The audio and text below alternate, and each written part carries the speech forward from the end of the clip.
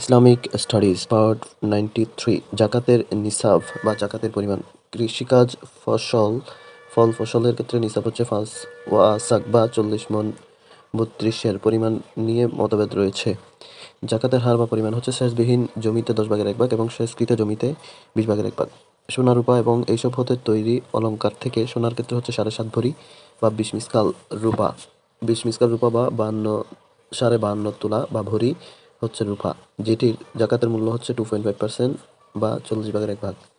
নগদ বা ব্যাংকে মজুদ ও ব্যবসায়িক পণ্যের ক্ষেত্রে 52.5 তোলা রূপার মূল্যের সমান হলে জাকাতের পরিমাণ হচ্ছে 2.5 বা মজুদ অর্থ বা পণ্যের মূল্যে 2.5।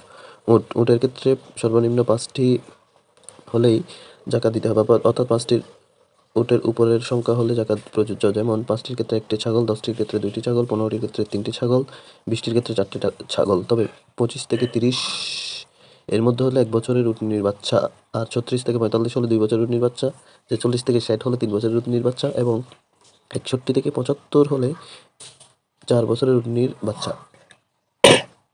গরু মহিষের ক্ষেত্রে 30টি গরু হলে 30টির জন্য 1 বছরের একটি বাছুর, 40টির জন্য 2 বছরের একটি বাছুর, 40টির উপরে হলে প্রতি 40 গরুতে একটি মুসিন্না।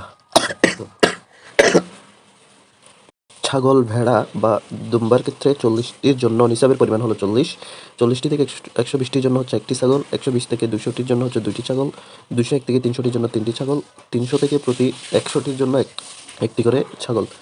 খনির উৎপাদনের ক্ষেত্রে যে কোনো পরিমাণ খনির ক্ষেত্রে উৎপাদনের 20% হচ্ছে জাকাত বা জাকাতের পরিমাপ।